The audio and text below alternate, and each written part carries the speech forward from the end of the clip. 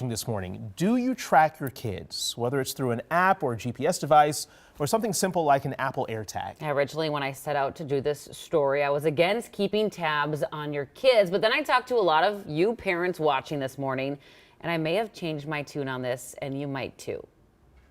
I've always just kind of thought, you track all sorts of stuff like luggage and pets and whatnot. Why not track your young kids just in case something happens? Steve Anderson of St. Michael is a dad with 2 young daughters. He started tracking his kindergartner after the school bus was 40 minutes late when dropping her off. I went out and just got an Apple AirTag thing and dropped it in her backpack, and that just kind of gave us the reassurance that if something like that did happen again, we could then have a very good likelihood of finding her there. A similar situation for Brianna Klofstad of Burnsville and her 12-year-old son, Liam. I started tracking him 4th grade.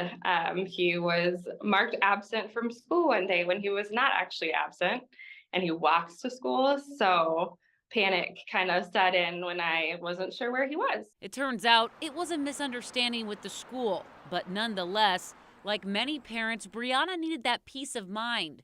So now Liam has an Apple Watch so Brianna can track his whereabouts. Basically, when they got cell phones is when we started. For Chelsea Koopman of Alexandria, she uses Life 360, a free tracking app to keep tabs on her blended family with 5 kids under 16 years old, especially now that some are driving. Alec is a pretty decent town. I mean, there's not a lot of issues, but yet we are right on 94 in between the Twin Cities and Fargo. So a lot of drug stuff, sex trafficking, all that stuff too. Not saying it happens here. It probably does. We have no idea.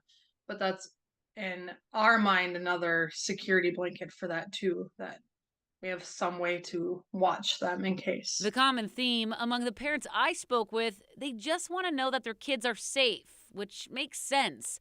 But my question remained, could tracking your kids harm your relationship with them? It depends on how it's used. Is it used for safety or is it used as a form of discipline? Safety is good, discipline bad. It'll tank. Parenting coach Lisa Bunnage tells me she's all for tracking your kids, but it only works if the trust is already there. You got to work on their respect. And with teenagers, it is more give, a little bit of take. Give, a little bit of take. But you got to hand your trust on a silver platter. But if you do catch them saying, obviously, I got to work on my parenting. You don't trust me enough to tell me where you are. So let's get to work on this. All right, to the parents of teenagers, Lisa says the 3 most important skills are listening to understand and show empathy, because you don't listen to grab information from your teen and then lecture them with that information. Don't sweat the small stuff and save your energy for big stuff.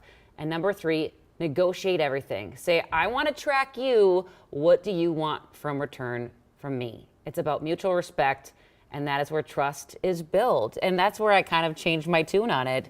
Little kids, the one thing, they're so little, if they get dropped off at the wrong school bus, you'll know where they are and they're safe. Teenagers, like she said, it's negotiating with them. So as long as there's trust and they know you're tracking them, why not? I think it's, as she said, it's, as you're saying here, establishing that base of trust. You can't do it as a punishment. I got you, right. You got to have that relationship. Yeah. You got to have that communication and that connection, and then you can introduce that idea.